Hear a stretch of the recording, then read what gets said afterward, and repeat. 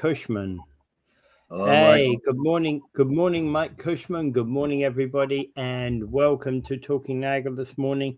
It's 7 a.m. in the Niagara region, which means it's Talking Niagara time.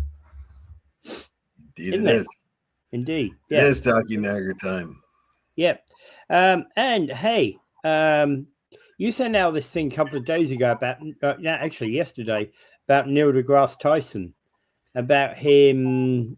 He's got this thing question about wonders if humanity is smart enough to entirely understand the cosmos. And I get it. He's also been the victim of a deep fake video that places him as saying, "You see, flat Earth is for real." Yeah, Paul Lemire would like that one. I think Paul is secretly thinks the world is flat. Well, I don't know how Anyway, we can have. at least that's what he looks like when he talks about it. Yeah, well, I don't know how the Go ahead. world can be flat because of the fact that here's a couple of things. So, how can we have every continent on a flat Earth for one? And how come when I stood on the cliffs at Land's End, looking out over the Atlantic Ocean, I could see the curve going away from the center of my vision. Optical illusion. Well, the fact of the matter is, if you listen to Neil deGrasse, and you will find that if you do, you'll find out that the world is not round either. Kind of round, that it bulges out in the middle. It does because of the circumferential forces that push the middle out. Yes, exactly. So, in fact, if you stand on the top of Mount Kilimanjaro, which is supposedly only 19,000 feet and change, you're actually higher in the atmosphere than if you were to stand on the top of Everest, which is at 29,000 feet. Well, you're talking about, and Neil deGrasse Tyson points this out too, that Everest is the tallest according to sea level. Yeah. But sea level changes, and there's actually a mountain, I think it's in Costa Rica, that's actually the tallest one. I can't remember. I'm guessing it's Costa Rica, but it might be Central America, close to the equator. So it has to be close to the equator. So the bulge of the equator pushes it out, even though it's smaller according to sea level. Yeah, sea level to the center of the Earth, it is the farthest point away from the center of the Earth, which makes it the highest point on Earth, if you like that. The point of which is sticking most into space, if you like. Yeah. Because of the bulge of the Earth, because the Earth is actually more elliptical than it is circular. Yeah, I've got one of those bulges. That was from Beer Dave. Well, I'm blaming the spinning of the Earth pushing my belly out. No, I don't think so. Somehow, anyway, basically, interesting. That excuse is not going to work, I guess. So. The interesting thing is he was talking about deep fakes and a few other things, and one of the things he said was that if you made a period movie that took place in 1958, and let's say that on the street there was a 1962 Chevy Bel Air, and a person would say, "Hey, you know that car? That person, that's not correct for that period."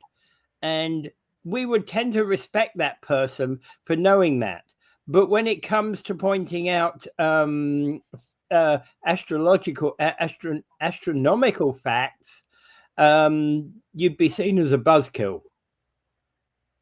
Yeah, well, there's a lot of things. Yeah. So when when they make movies, they're very careless historically, geographically. They look up in the sky and it might not be the right time period for those constellations to be there at that particular time. And hey, most of us wouldn't even know anyway, right? No, because we know we're listening to a story, so we give it a lot of license.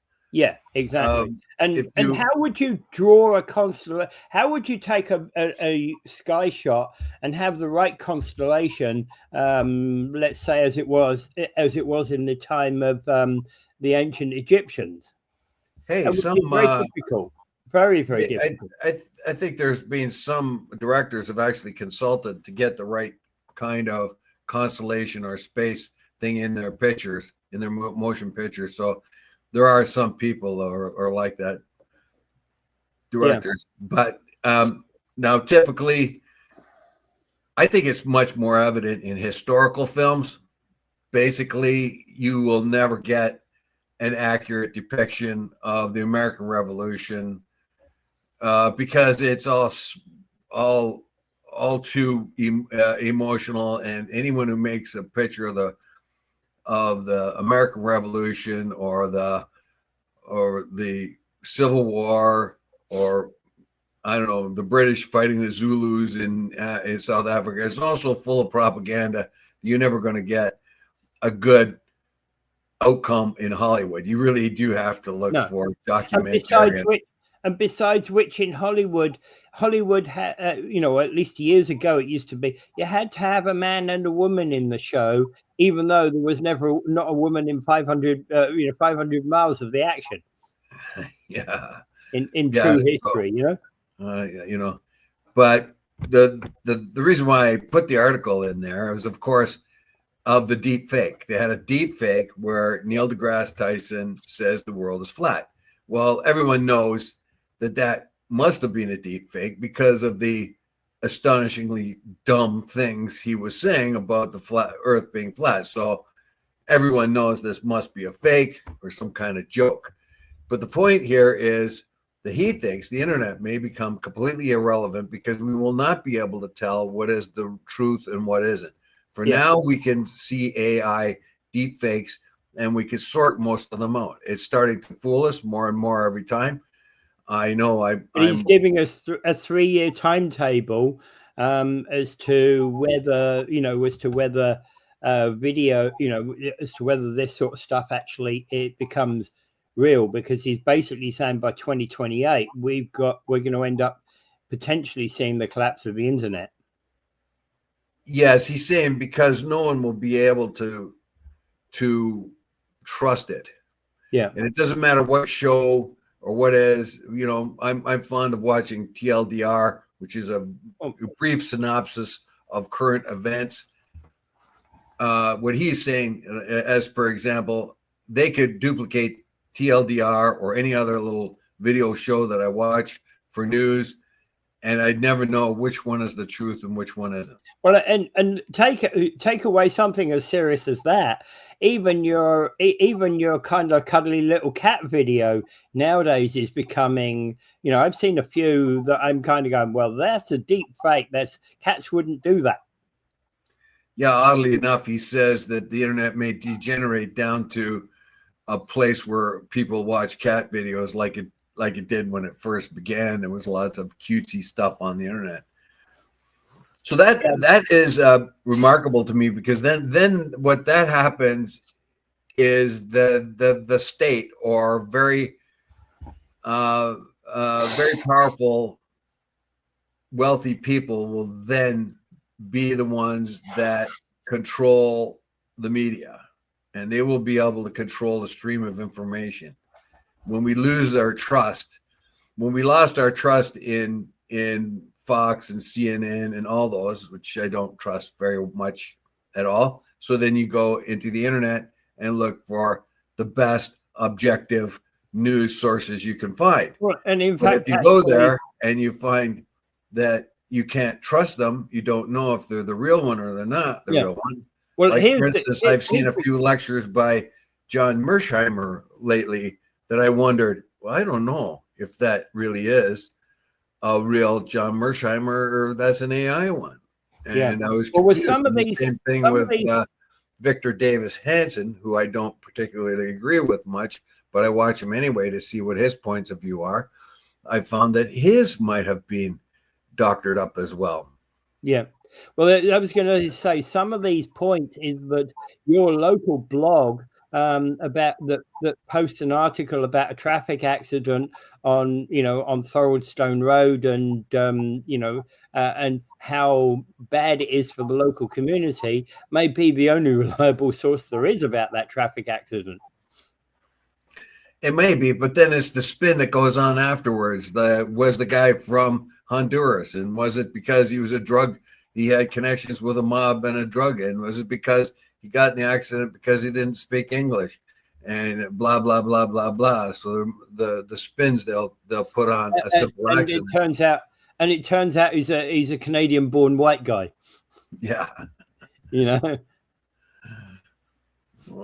Yeah, so or it could be just the fact that the weather, the road conditions were terrible. Yeah, but we'll leave that part out because he happened to be a Honduran, and let's play that game. Yeah, exactly. And that's where the problem lies with a lot of this stuff, because in fact we've lost. I think it's where we've lost this kind of critical analysis. And there's a lot of stories out there on the internet, but a lot are just that, stories, complete and utter fiction. And I could use an AI. I could use an AI computer, right? An AI system right now, and probably in 5 days I could build a I could build a story that everybody buys, but then the government bans. Well, the real artistry of the AI ones, the fakes that I thought were out there, is the amount of real information blended with fake. And I found that to be true with Fox or CNN or any of the others. Yeah. Ordinary cable news junk, that at least politically, they have a lot of real facts blended in with a lot of fakes. Tucker Carlson was the master at that. Anytime I listened to him, I thought to myself, no wonder everybody listens to this guy, because he blends. He has a lot of very factual stuff that people generally know or have intuition about, and then he throws in the rubbish to contaminate it all, and to lead you into a different thought of what was going on.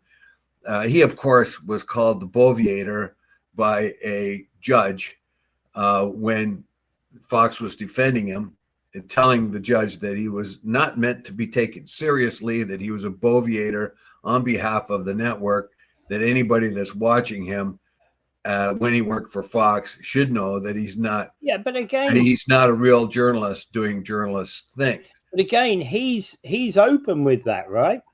Well, he was at that time, but only after he got busted. And Fox's assertion that the people that watch Fox know that he's not a real good journalist, and he's playing more of a part. He's a Boviator rather than a real journalist, objective journalist. I'm not so sure the people who were watching Fox at that time thought he was just a character that played a character, and when you see somebody like Tucker Carlson now, who I'll see once in a while, he does the same thing. Now what he does is he puts in a lot of facts. He puts in a lot of real facts into his stream. So when he wants to direct you into a certain opinion, he uses facts that you know about, and then adds the ingredients to turn it away. Look, it only takes, like, if you want to take iron and make it steel, you only need a little bit of carbon to make it steel. Well, that's what he's doing.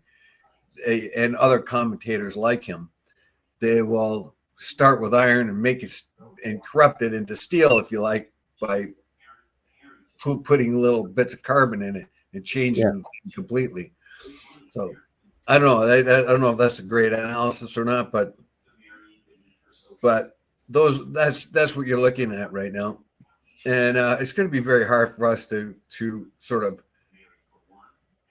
find objective sources of news. You're not going to get a completely total Well, it's interesting here. He talks about, because we're all human, but what we want to do is get as close to that as possible.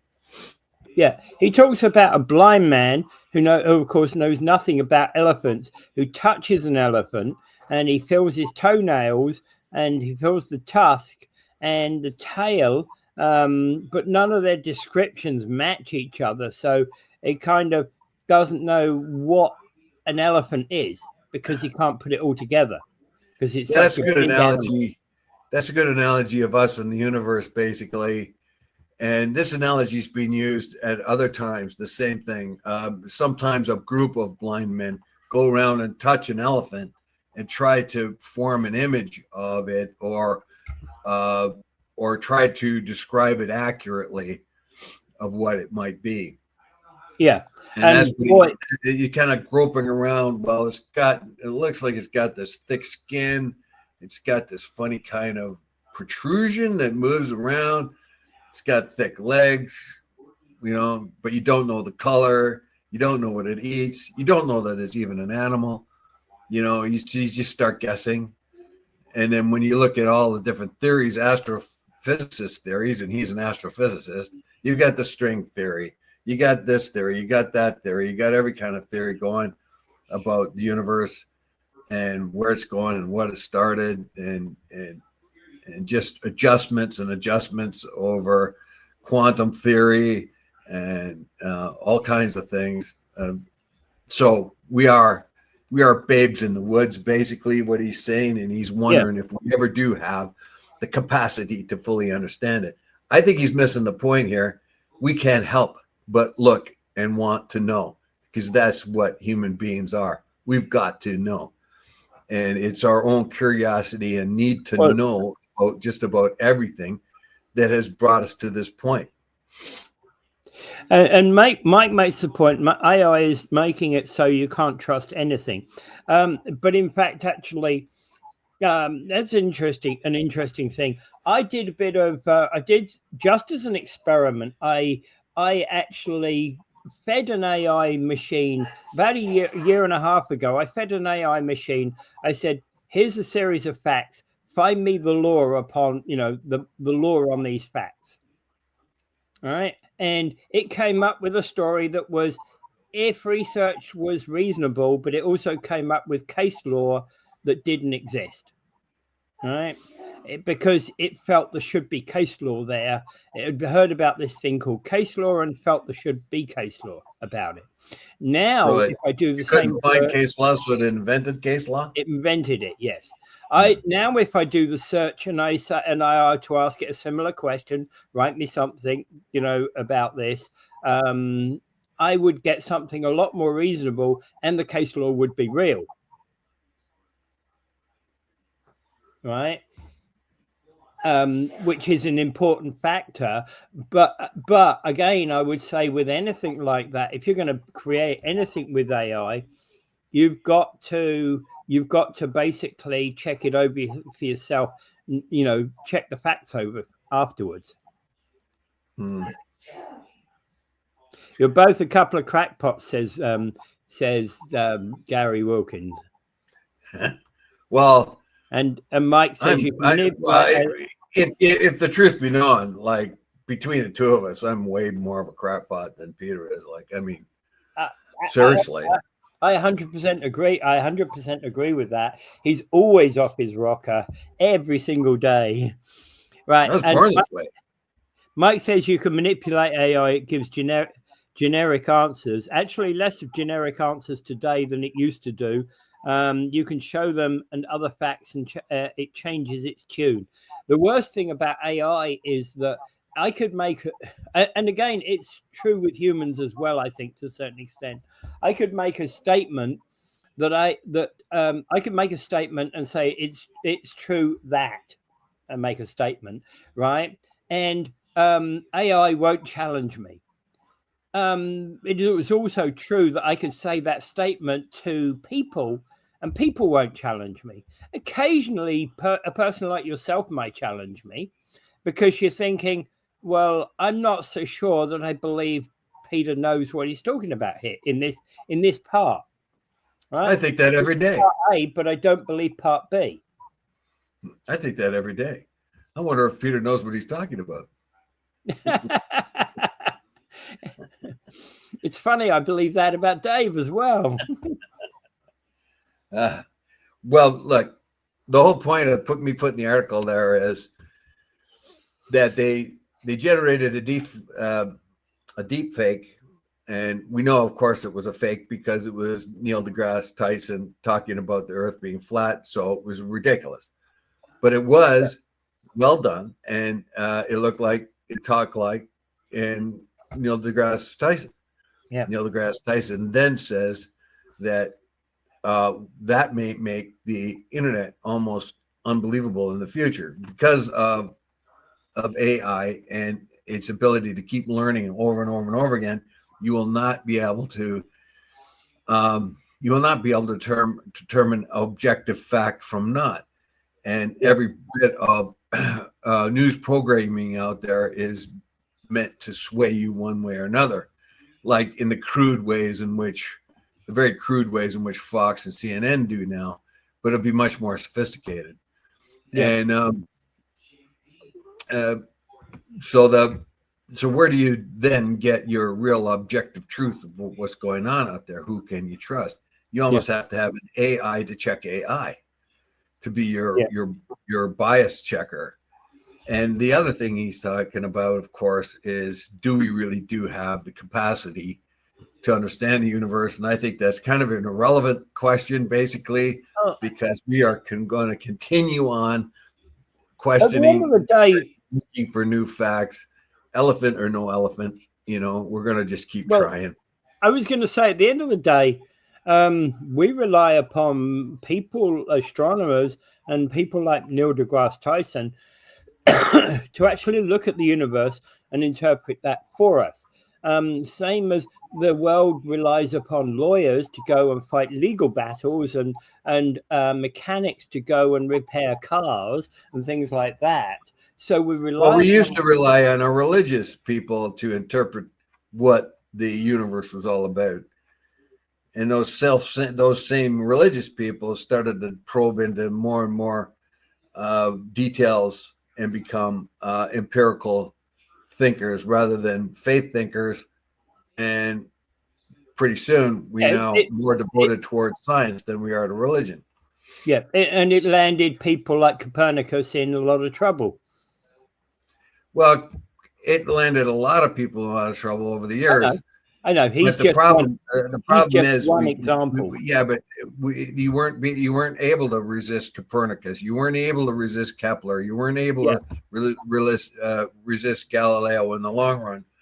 Truth be told, and yet science is not like religion. Religion can give you definite answers and give you faith-based explanations. Science gives you theories that are always changing all the time and always improving. You go from Newtonian physics, then you go to Maxwell. Maxwell inspires Einstein. Einstein comes up with curved space and special relativity. It's always changing. It's always getting better. And it's always getting, every time they open a new door and explain something, they open 25 other doors. But we can't stop. We're addicted to finding out what is what, and we will never stop. And talking about I think deGrasse's point there, do we have the intellectual capability, or must we evolve into a even smarter creature in order to understand more of the universe? I think it's kind of irrelevant. We're going to do it whether or not we can do it or not. Well, actually, there was an interesting deep fake I saw a while back with Einstein. It was clearly fake. Yeah. Right. But it was clever. Well, yeah, that's the whole point. That's what he's making up. You can have a deep fake where Einstein's out there telling you something that's completely wrong, or whatever, and he can fill it up with a lot of stuff about curved space, special relativity, general relativity, and in and amongst that, the deep fake can put in lies and disinformation to sort of flavor the information and give you the wrong idea. So it's very clever stuff.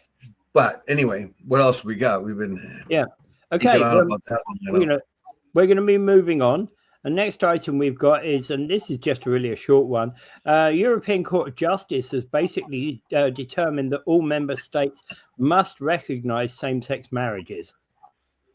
I don't know why they did that. Like, they must. Don't you think each different country should decide for itself? Well, actually, that's where the European Court of Justice comes in and says you're not obeying European law. Well, I suppose there's something to it. I mean, same-sex marriages are illegal here in the States and most places in the West, Western Hemisphere. But for a central authority to say you must, well, I guess it is the Central Authority of Canada that made that law. The Central Authority of the U.S. made that the law too, that same-sex marriages are legal. But there are certain countries that have cultural problems with that and may need a few years in order to adapt that. Well, to sort of not make it illegal first might be the thing to go rather than fully recognize it. You can't force things down people's throats a lot of times. You know what I mean? You can't. I get it. Yeah, I understand. Yeah, what you're saying. you're only, what you're going to do is you're going to get a lot of people hurt because people who have got a cultural problem against same-sex marriage might erupt. Fundamentalist Christians, Jews, and Muslims don't like same-sex marriage one bit. They might not be able to deal with it. I don't know. So I don't know. I think you have to give the country a little bit of room. You may have to give them a timeline. You have to accept same-sex marriage within the next 10 years or so, whatever. Yeah, I think it's not so much an issue over here. You know? I think there has to be a timeline for it. Yeah, absolutely. All right. By the way, before we move on to the next item, it snowed out there last night. It's only a thin icing coating of snow, but make sure you clean your vehicles, clean off your vehicles and what's on the roof before you actually leave this morning. All right. Yep. Well, I'll leave that up to you two. Yep. All right. Niagara Falls has had some success in dealing with graffiti. Yeah, that's a pretty cool article there. Everybody's all excited about the new stuff they can buy now that can take off graffiti rather quickly. And I'm glad of it because our local graffiti artists are the worst ever. I mean, I was all over Europe last year, or not all over Europe, all over Portugal and the Azores. And I tell you, their graffiti is fabulous. There's real works of art there, man. And then I come back here and we'll look at the graffiti around this town. It is rubbish. I mean, these guys didn't graduate out of crayons, and they're painting the walls and things like that. So it's a good thing we're getting rid of this vandalism, because obviously we have the worst graffiti artists in North America. It seems to me they stink. Really, they are bad. Even the graffiti on the trains, man. Was that ever stupid? Yeah. There's nothing to it. There's no originality to it. There's nothing. It's like, where do these guys come from? So I'm with you. It's the best. It's the best. These are not Banskys. Let's put it that way. They are not Banskys. Yeah, I've seen some of the artwork that gentleman has put out, and I've seen some of the artwork there was a side of a building in a place in a city in Germany. It was basically a blank wall, and what the graffiti artist did for there, with the authority of the building owners, is they painted it up so there's kind of a community there. They're giving the sense of community on a side of a building that would otherwise be blank, and there's literally one window in that entire side of the building, And they kind of built a lot around that window, so there's other windows now. You look at it, and the graffiti looks nice. It's interesting. It's made the building look extra special when it's just a boring wall. Well, that's wholly different. That's more like a mural than anything Yeah, else. yeah, I will say that I've met graffiti artists that have become mural painters. I met one in a couple of guys in Thailand. They were staying in a hotel and getting fed for free because they were putting a mural on the guy's side of the guy's hotel. And they had just come from Malaysia where they had done murals there too. But they both started off as graffiti artists. yeah. But these guys were real artists, man. Not the junk you see around here. Yeah, I know. Right. I know. And There is so also another vandalism. This is what we see here is vandalism. Yeah, And I haven't seen a good piece of graffiti art in this town. I can't think of one. I can't think of a good piece of graffiti art on any train in years. I haven't seen like a couple of decades. They used to have some pretty good stuff, but now you just get junk. I don't even know who's doing it. By the way, Mayor Diodati is basically saying he's got this miracle product, which is a cleaning solution that basically is more effective than traditional paint removers because it's designed to get rid of the spray paint type paint that is typically used by graffiti artists. There is also one that I saw in London before I came to Canada. They put this new wall together. So you've got this new coating, which you use typically on these underground walkways.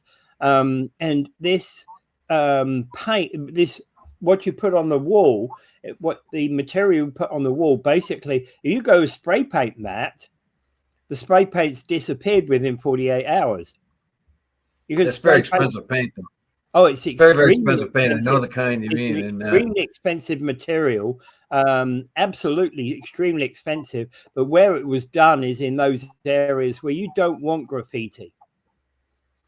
Well, yeah. Well, I'll tell you how crazy the graffiti artists are. The graffiti artists I know, they come from Canada. One from Ontario. The other, the big mural painter guy, he was from out west.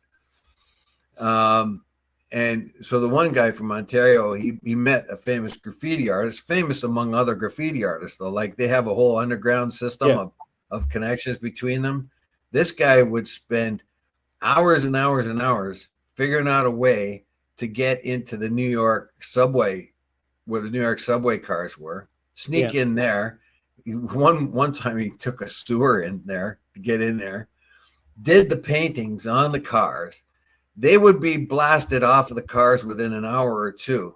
But the very fact that they got in there and did the graffiti art on the subway cars and were able to take pictures of them to prove that they had done it was a huge, huge boost to them. I guess this is a massive accomplishment.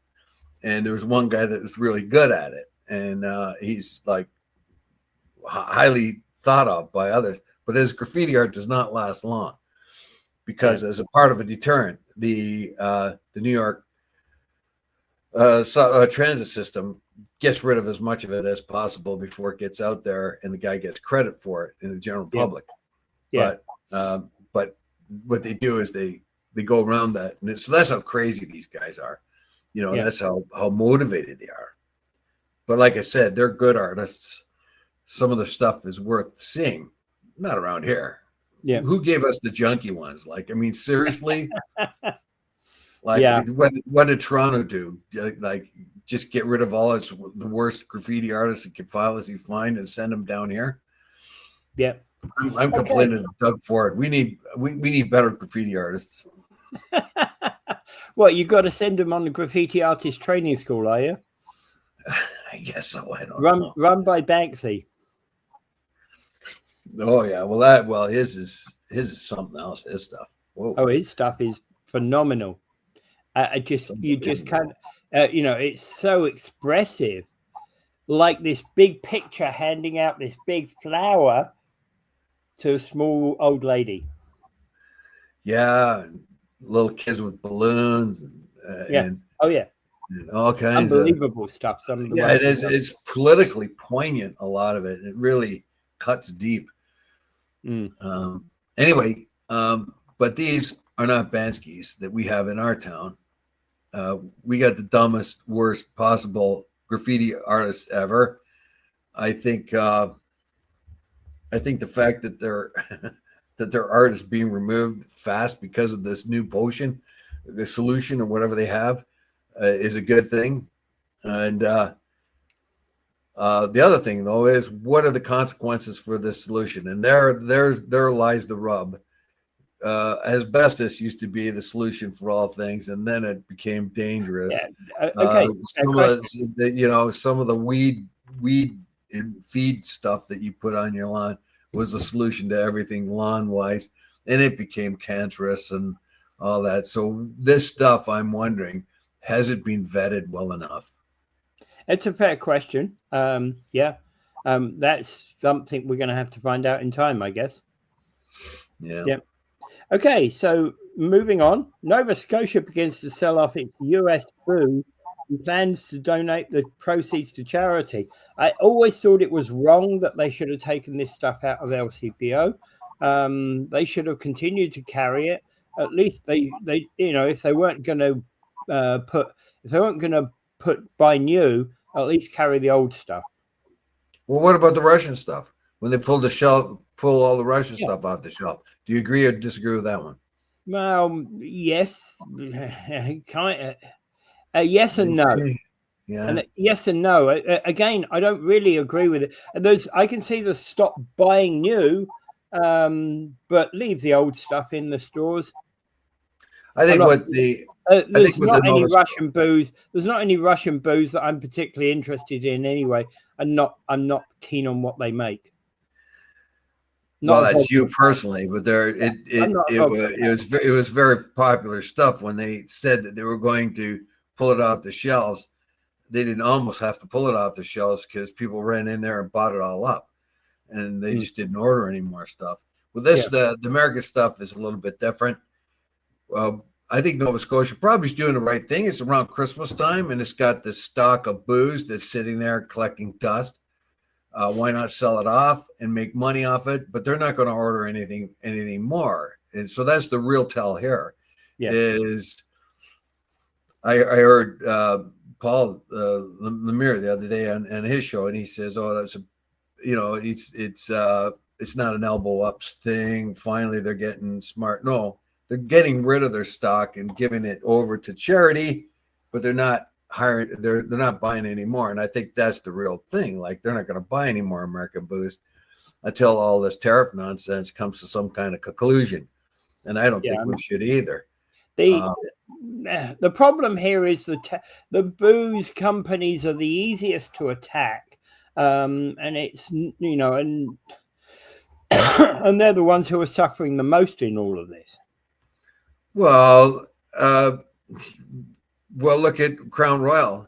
That's a Canadian one, and they're closing up their distillery and operations here. I don't know if there's distillery, but they're distribution. No, they're not closing. Here. They're not closing distillery. They're managing things in a different way. Yeah. So anyway, yeah, I agree. To me, I do the elbows up thing. I don't buy American products if I don't have to. You know what I mean? I go in the store and I look for all alternatives that aren't American. Grocery store, anything else I buy, I try not to buy American produce and all that. All that means really is the Mexicans in Mexico are making more money than the Mexicans in the United States. Pretty much that's all the difference is there. But it is symbolic. And we are under existential threat. I mean, when the president on a whim increases the tariff by 10% because Doug Ford runs an ad that accurately reflects what Reagan thinks of tariffs, he gets mad and says, "Oh, just because you did that, there's 10 more percent." That doesn't make any sense. That sounds like a potentate to me. Yeah. I don't like it, so you're going to pay more. That. But again, remember what has happened with this. The 14 million bucks worth of beer that of US alcohol that they've got is basically the stuff they took off the shelves, like the LCBO did. And what they're going to be doing is by making the sale of it, they'll be after deducting the expenses, they'll be basically return roughly $4 million to Feed Nova Scotia, which is a food-related charities. Yeah, so it's a good use. It's a good. You've got this stock, and it's cost you money to hold on to it, so it makes sense to get rid of it. And maybe Ontario should do the same thing: unload it and hand it over for charity. That's a good balance. Like, you can still do your elbows up thing. You can, as long as you don't order anymore, you sell the stock you have, get some money for charity. It'd be good. It's good. Good rationale and sell it at the normal. Sell it at the normal price. Don't rip people off. Yeah, don't at all. Seriously. Well, Paul had a pretty good idea too. If you really wanted, you should import the booze and put a huge tariff on the booze. If people want that, they'll have to pay a lot more, and then that would be good for the government to get more money off of it. Yeah, and again, but I think he misses the point. The tariff thing is what we don't want. We don't want a tariff either way. We don't want a tariff either way, but again, I'm a great believer that we should. There's, with something like booze, it's different. It's different buying booze than it is, say, oranges, because it's a higher value thing. And for example, one of the things we're not going to get is, how can you guarantee, you go out and buy a new computer tomorrow, how much of that is going to be American parts? Almost none. Most of it comes elsewhere. Like most of it said to China, or a lot of it does come from China, but it will come through America. Well, you could, some of the stuff could come directly into Canada from China. It depends. But if you're buying most of the distribution networks, we have to bring it through the States because they have larger ports. Exactly. For instance, New York's a much larger port, and it's a huge distribution area. Yeah. And you go and buy an American product like a Dell or something, you're going to be paying that tariff anyway. I don't really see your point here. Well, if you need to buy, there are certain things you'll need to buy that you'll end up paying the tariffs. Well, yeah. So, that is a problem for part of what Canadian consumers are, because if it comes into the States and is charged a tariff and then makes it up here, we still have to pay that tariff price, because whoever buys it in the States and then resells it to us adds the tariff onto it.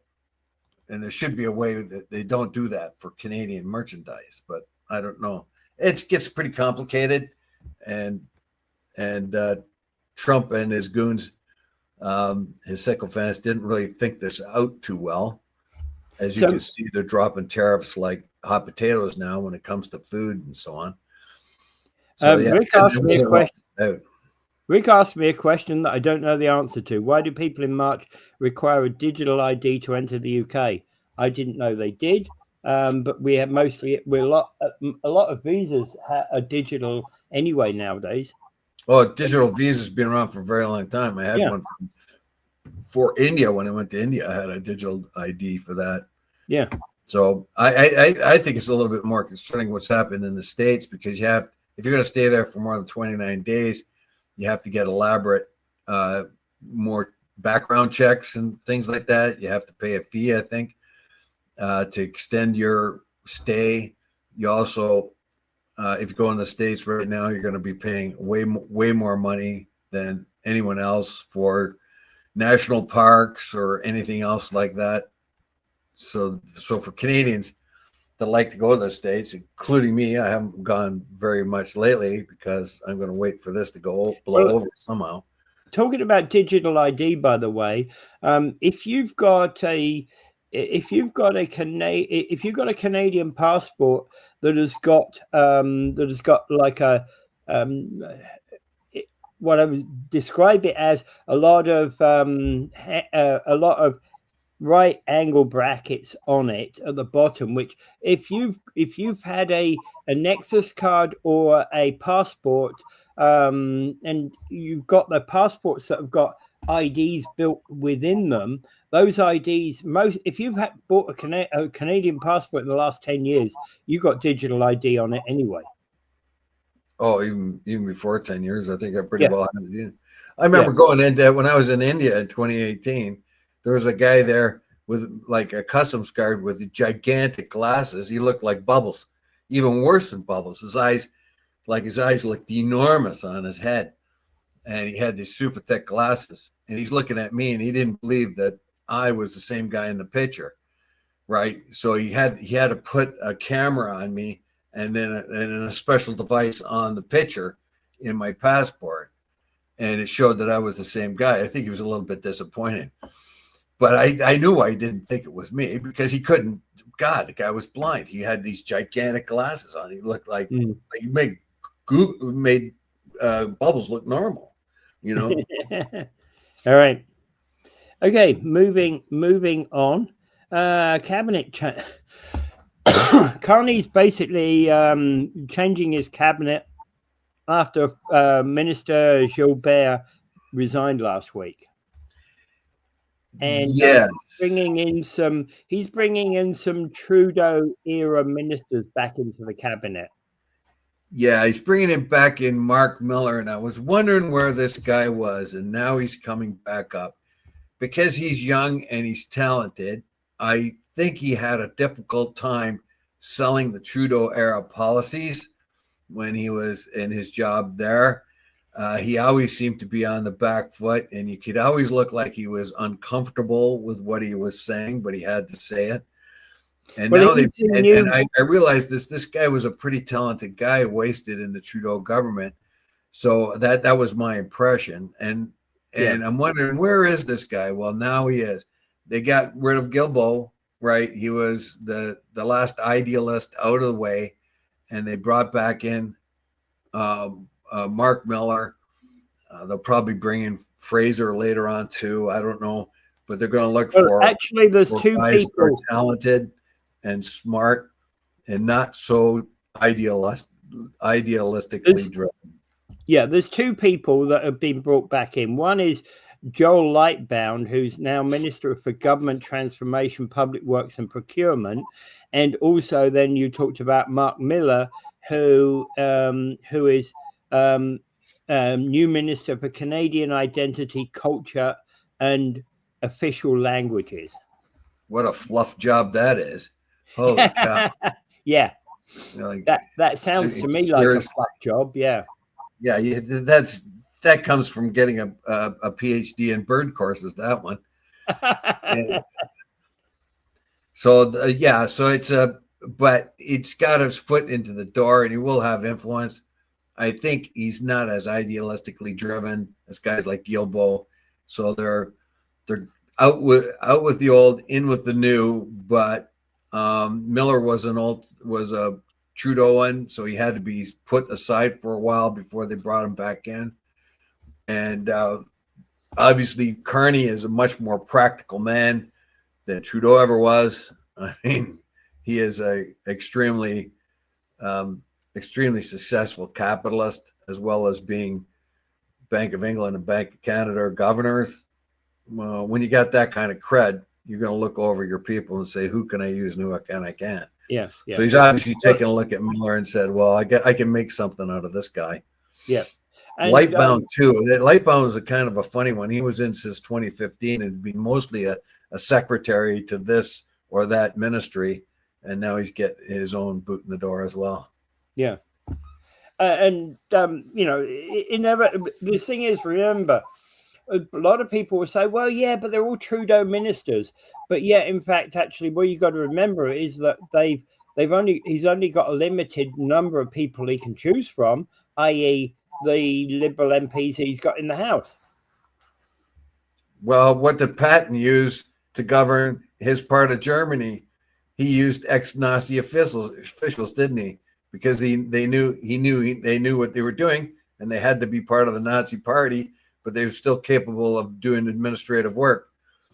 And in this particular case, I mean, that's a outlandish analogy because there's nothing terrible about the previous administration except that they were incompetent. But what he's looking for, Carney's looking for, is talent that talent better used in a more practical. And the thing is, when he first came into power, he didn't know what all the MPs were capable of. Now he's probably he's probably had words with all of the MPs and has now assessed each of them and how they fit into his plans. Well, if I was Carney, I'd be looking at Carney. Remember, he's a very successful businessman. He's a multimillionaire through his own merits, and as I said before, got the cred to be governor of England and governor of Canada. And he's probably looking at these ministers and says, "What am I going to do with this bunch of chuckleheads? I got to give them little jobs and let them, and tell them what to do. I gotta pick the best of a bad bunch here." I think for a practical man like Carney, I think he's stuck in a situation like that. Right, and it's always awkward because you can only get to pick from the MPs you've got in the House. That's right. You can't go, hey, Polyev, I like one of your guys over there. Can I use him? Yeah, exactly. That isn't going to happen, right? Or he can't kind of go, well, hey, I appreciate what Dave Wheeler's been saying on Talking Niagara. Maybe I'll make him Minister for Tourism. Yeah. That isn't going to happen, is it? Yeah. A minister of those who have fallen off the rocker. Well, as Gary said earlier. Yeah. And so you're off your rocker. An odd of off your rockers. Yeah, I got to go early today. I'm going to get going at 8 o'clock. I'm hang on today. Got a couple of comments here. Morning from Betty. Yep. Morning, Betty. Yep. Welcome to the show. Yep. Okay. And moving on. Where are we now? Okay. So a Canadian was injured in the West Bank. Yeah, seriously, what happens is a lot of people from around the world go there to protect the Palestinians from settlers. If there are foreigners there, the settlers are less likely to attack the Palestinian families and farmers because it gives them a lot of bad press. But in this particular case, she was there with people, I think, from Switzerland and other places. She was just there as one of those, and the settlers bashed into the rooms that they were in. A couple of them had guns, and then they started beating them. What happens is when you have a lot of foreigners there, that stops it. It limits the amount that the settlers burn. Settlers will raid a Palestinian village, burn their cars, cut down their olive trees, throw stones through their houses and all that. That's because they have this idea that God gave them the land and they got to go, and we're going to force you out one way or another.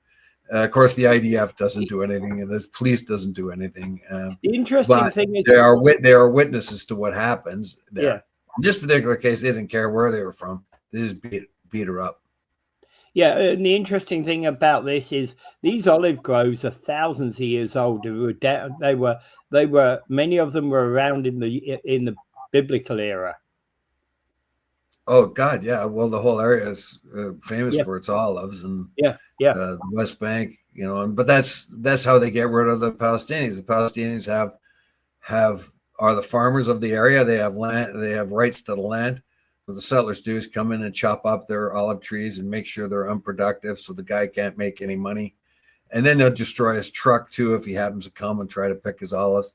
They'll destroy the truck, so he hasn't got a truck to take his olives away. Because that's what they do, because, God gave them the land. I mean, they came from Europe and they say, well, God gave us this land now, so you got to go. I mean, you've been living here for 1,000 years, but too bad, get out. And unfortunately, the United States, Canada, and all the other countries have this policy where settlements on the West Bank are illegal, but they got no balls to do anything about it. Look at Trump. Like he's just a wimp rag. When it comes to Netanyahu and the Israelis, But Biden was too. Biden was even worse. Biden was a Yeah. complete pushover. Well, Like interesting thing is Netanyahu led him around on a nose ring. Interesting thing is that they've taken all of the foreigners' passports away with them. Yeah, and they steal their stuff and they take their passports, make life miserable. The whole idea, what they do to these people who are observing settler violence, is to make their life miserable, just like they are making the life of the Palestinians miserable. That is in their hope. We can get rid of them if we make their life miserable. We'll punch them out a couple of times. We'll steal their stuff. We'll plug up their toilet. We'll turn off their power. We'll do anything. We'll restrict the food or water that goes to them. Anything to make it more comfortable or hard, and anything to get them out of there. Yeah. And these attacks have just happened just outside Jericho.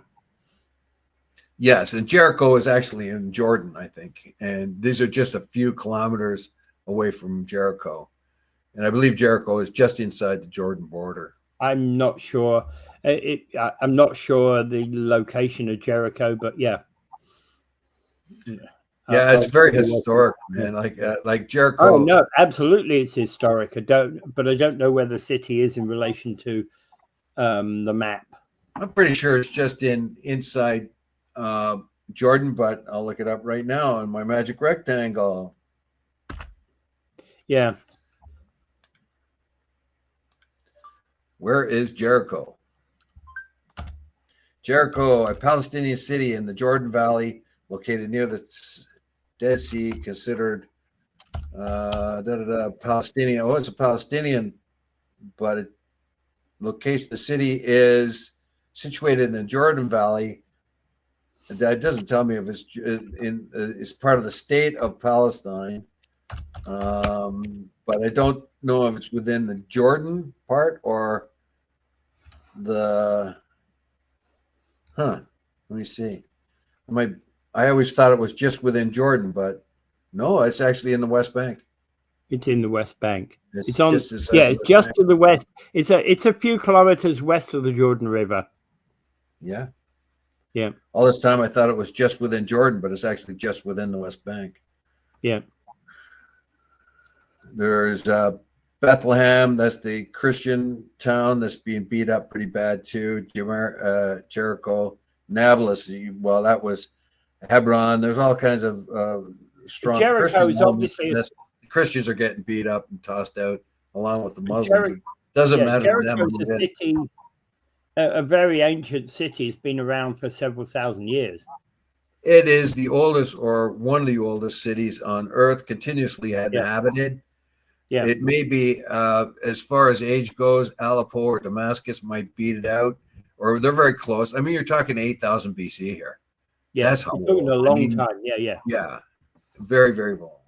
Yeah, and that's where Joshua and his goons went to Jericho, and they went in and they killed every man, woman, child, and donkey and dog and chicken and everything. They slaughtered everything except a harlot and her family,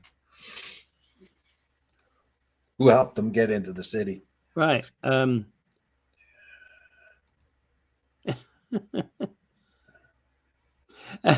Okay.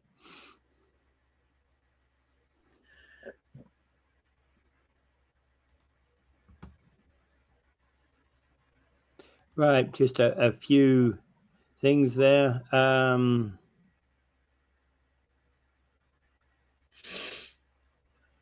Yeah, and Betty's coming on and looking at some of the AI stuff from earlier on. Okay, morning, Betty. Welcome to the show, albeit late. Okay, so I think we better call it quits at that point because I've got a court date this morning. Okay. I hope they don't put you away for too long. No, I'm representing a tenant, the landlord and tenant board.